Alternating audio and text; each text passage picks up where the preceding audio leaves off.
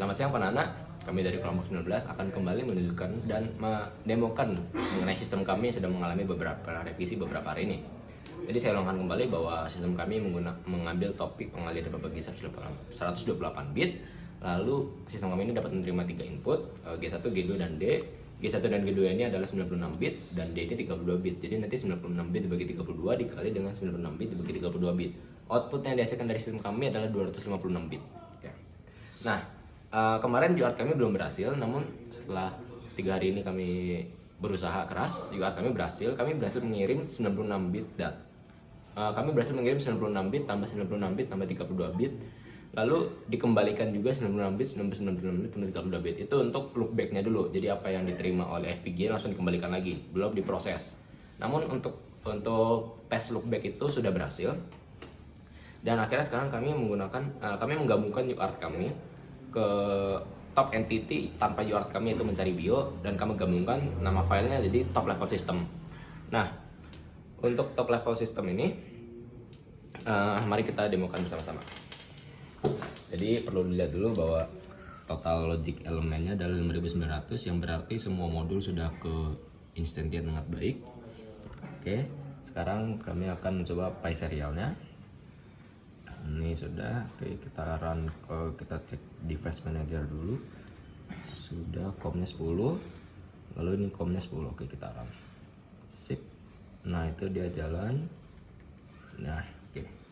Sen 1, sen 2, sen 3. Oke, bisa dilihat bahwa data komputer berhasil mengirimkan data ke FPGA, yaitu datanya untuk word 1 adalah ini 0F dalam heksadesimal, dimana yang kalau diubah menjadi bit itu menjadi 96 bit dengan konfigurasi seperti ini. Oke, lalu lanjut juga ini data kedua yaitu G2, kami sebut namanya word 2.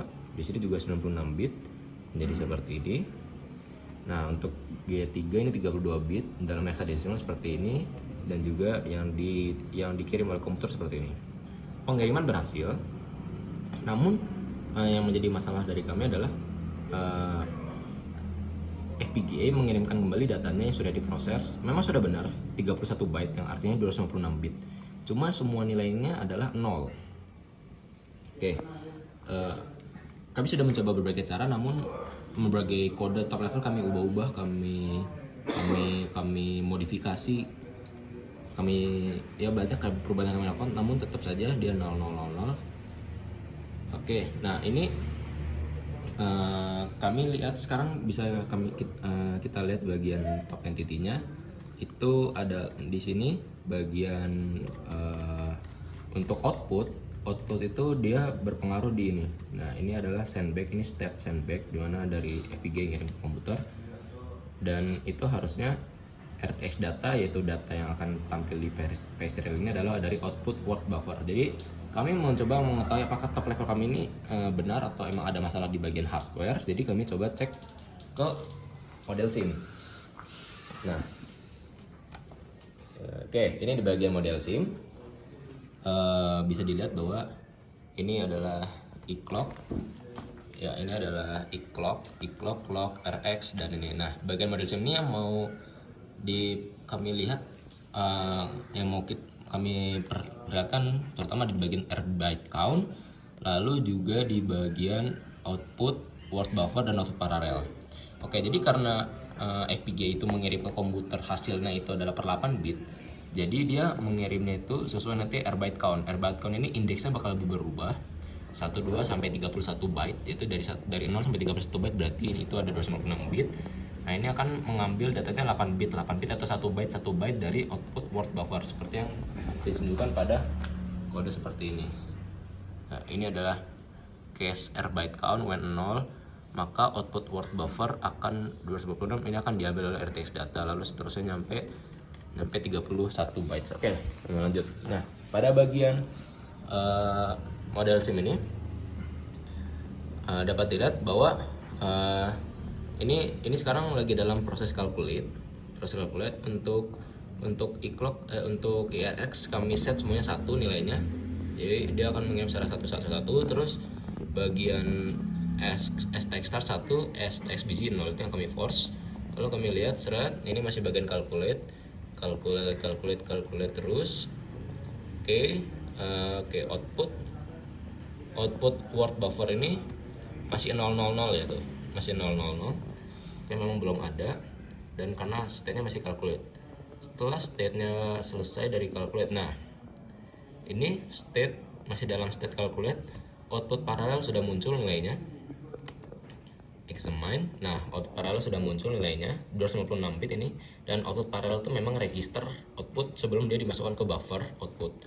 Nah, register dia masih bentuknya dalam data paralel, tapi state-nya masih calculate. Nah, setelah calculate selesai akan langsung pindah ke bagian wait calculate. Nah, lalu bagian sendback ini adalah mengirim data ke komputer kembali. Bisa dilihat bahwa buffernya, kita examine buffernya, ya buffernya sesuai dengan nilai dari si output paralel. Nah, dia sesuai, sehingga berarti sudah benar bahwa modul top entity tanpa UART kami itu sudah bekerja, dan top levelnya memang sudah bekerja. Jadi karena dia hasilnya udah ada nih, hasil dari arithmetic kami udah ada, dan dilihat ini air byte countnya awalnya 0, lalu seiring dengan berjalannya waktu akan berpindah 1, 2, 3, 4. Nah, ini ngaruhnya kemana? Ngaruhnya akan ke RTX data. Coba kita perhatikan kembali, lihat bahwa di output word buffer ini dia akan berubah 0 tuh sekitar tengah-tengah ya, berarti sekitar 14 byte gitu ya, air byte countnya ke 14. Oke, kita lihat, ini kita perhatikan, ini 111, ini 1. Oke, dia terus 11, dia masih 1, 2, 3, emang sampai air byte-nya sekitar 14-16an itu masih 111. Oke, nah ini oke, sekarang sudah masuk nih ke 16, air byte count 16, dan RTX data yang akan mengirim ke komputer dia ada perubahan nilai dari semuanya 1, sekarang LSB-nya ada 0-nya. Nah, lalu masuk ke 17, itu air byte count 17 dia menjadi 000, dan terus sampai air byte count-nya itu sudah selesai 31 dan sampai 0. Nah, ini maaf lagi, sudah sampai 31, dia akan 0000, dan ini akan masuk ke bagian WTX, dan state-nya sudah masuk ke idle kembali. Oke, yang ingin kami tunjukkan bahwa sebenarnya sistem kami ini secara semua modul-modulnya sudah bekerja dengan baik, dari UART receiver, UART transmitter, lalu juga arithmetic kami yang pengalih pembagi sudah benar semua. Bisa dilihat bahwa dari ini udah ada muncul datanya. Hanya saja saat kami sambungkan ke FPGA itu data yang diterima oleh komputer kembali setelah diproses 0000. Dugaan kami adalah pertama dari timing analyzer-nya, bagian ini. Namun setelah kami tanya, maaf Bapak, tadi harus kami cut dulu videonya karena azan, sehingga kami menghormati. Lalu lanjut pembahasan, kami curiga di bagian timing analyzer. Waktu itu kami sudah mencoba mengubahnya.